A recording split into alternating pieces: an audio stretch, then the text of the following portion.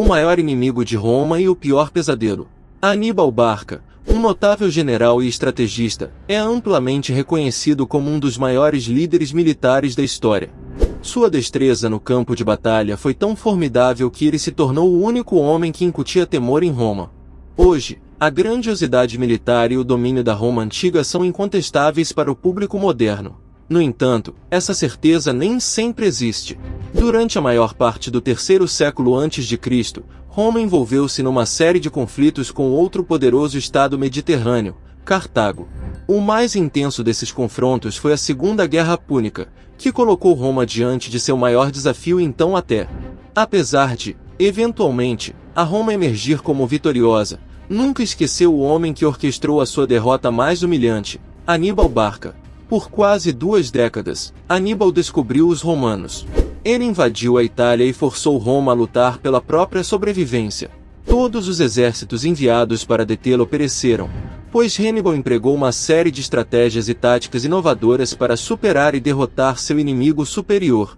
No entanto, sem o apoio necessário de Cartago e com a Roma adaptando as suas táticas na Espanha e no norte da África, Aníbal acabou por encontrar uma derrota.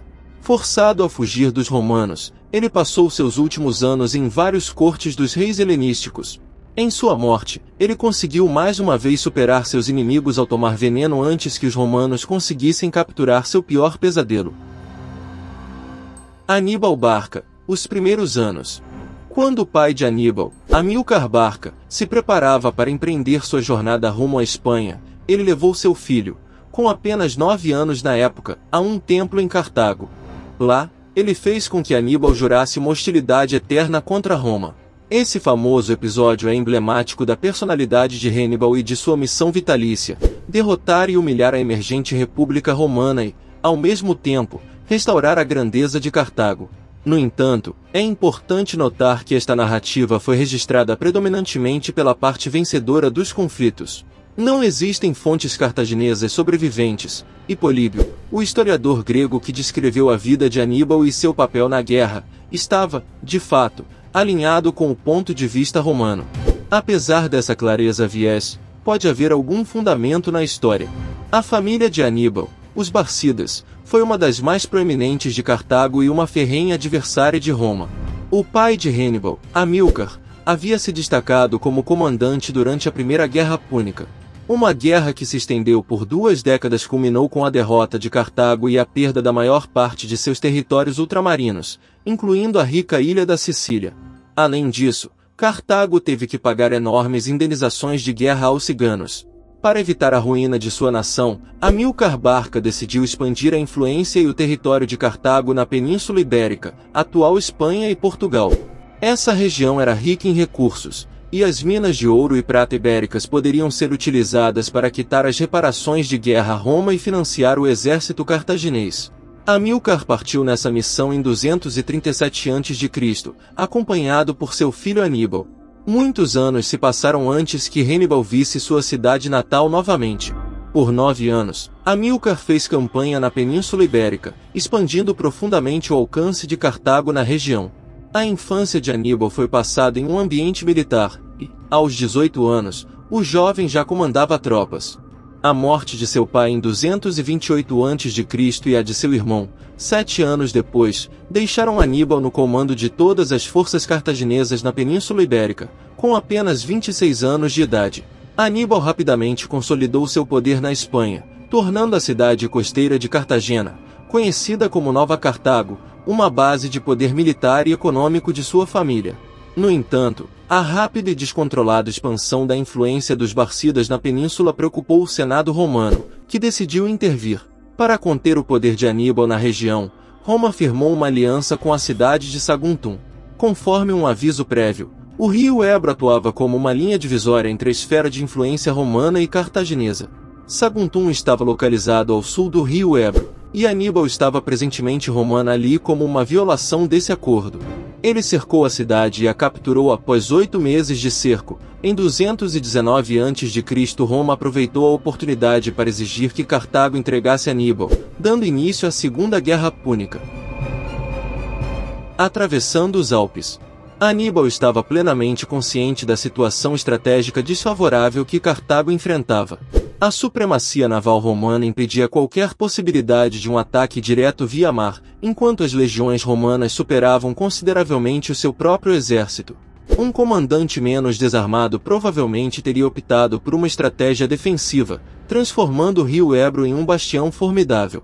No entanto, Hannibal Barca era um líder singular, verdadeiro gênio militar, e estava prestes a demonstrar seu brilho ao mundo de uma maneira extraordinária. Aníbal decidiu levar a guerra para o território inimigo, atacando a Itália. Na primavera de 218 a.C., Aníbal e seu exército atravessaram o rio Ebro, seguindo-se em direção ao norte. Essa jornada não foi isenta de desafios. Após vencer as tribos hostis nos Pirineus, Aníbal deixou algumas de suas tropas para proteger as passagens e garantir sua retaguarda. De acordo com nossas fontes, Aníbal liderou cerca de 40.000 soldados de infantaria, 12.000 cavaleiros, incluindo a cavalaria renomada númida, e 38 elefantes de guerra ao sul da Gália. Ao invés de entrar em conflito com os gauleses, Aníbal optou por fazer acordos com os líderes locais e cruzou o rio Ródano antes que o exército romano pudesse intervir. Escapando habilmente das forças romanas e contornando as tribos hostis, Aníbal finalmente chegou ao sopé dos Alpes no final de outubro. Cientes de que seu inimigo havia escapado, os romanos retornaram à Itália para fortalecer suas defesas em preparação para a próxima primavera. Eles acreditavam que apenas um comandante imprudente se aventuraria a cruzar os perigosos desfiladeiros alpinos tão tarde no ano. No entanto, para o infortúnio dos romanos, Aníbal de Cartago foi uma exceção a essa regra. Sua travessia pelos Alpes se tornaria uma lenda. Antes de iniciar a travessia, o exército de Aníbal abandonou todas as suas máquinas de cerco e parte do trem de abastecimento, enfrentando então a difícil subida. A jornada foi extenuante, marcada por condições severas de inverno, terreno acidentado, avalanches, tempestades de neve e temperaturas abaixo de zero. A coluna também atacou ataques constantes de tribos hostis que habitavam as montanhas. A comida era escassa, e alguns soldados estavam à beira da revolta. No entanto, Hannibal fez o aparentemente impossível, emergindo no Vale do Pó 17 dias após iniciar a perigosa travessia com sua coluna bastante debilitada. Prelúdio para Canas. Aníbal Barca alcançou o que parecia impossível, cruzou os Alpes e chegou à Itália. No entanto, essa ousada travessia cobrou um preço alto. Ele perdeu quase todos os seus elefantes, e o resto do seu exército estava em condições péssimas. Felizmente para o general cartaginês, as tribos locais estavam em estado de revolta contra Roma. Utilizando uma combinação de diplomacia e força, Aníbal rapidamente reforçou suas fileiras, tornando seu exército pronto para a batalha.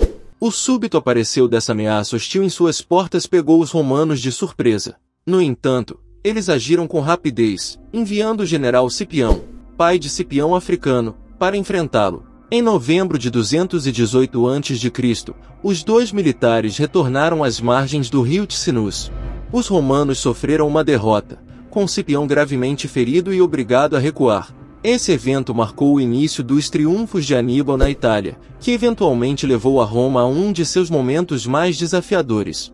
A vitória em Ticinus foi apenas um prelúdio do que estava por vir. Um mês depois, na Batalha de Trebia, Aníbal obteve um triunfo significativo. Muitos romanos foram mortos enquanto tentavam escapar para salvar suas vidas, e outros acabaram se afogando nas águas geladas do rio. Estima-se que o exército romano sofreu de 20.000 a 30.000 baixas, em comparação com apenas alguns milhares do lado de Aníbal.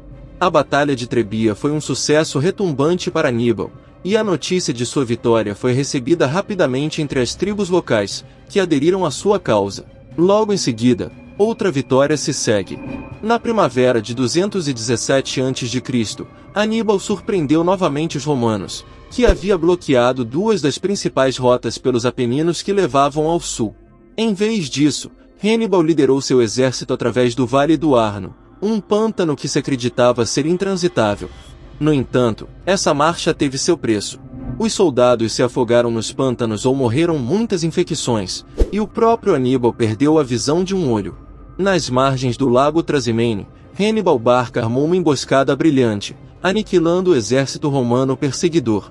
Essa batalha é considerada a maior e mais bem-sucedida emboscada da história militar, resultando na morte de mais de 15 mil romanos e na captura de outros 15 mil. Com a estrada para Roma aberta, Aníbal consolidou sua confiança como um estrategista notável. E aí, o que você achou do vídeo de hoje? Você já conhecia algum desses fatos sobre Aníbal Barca? O que mais te impressionou? Comente com a gente sua opinião sobre este assunto, pois adoraríamos ler e responder seus comentários abaixo. E se você gostou deste vídeo e ainda não se inscreveu em nosso canal, se inscreva e clica no sininho para não perder nenhum vídeo intrigante que postamos todas as semanas. E se você quer aproveitar e aprender um pouquinho mais, não deixe de clicar em um destes vídeos que estamos sugerindo para você.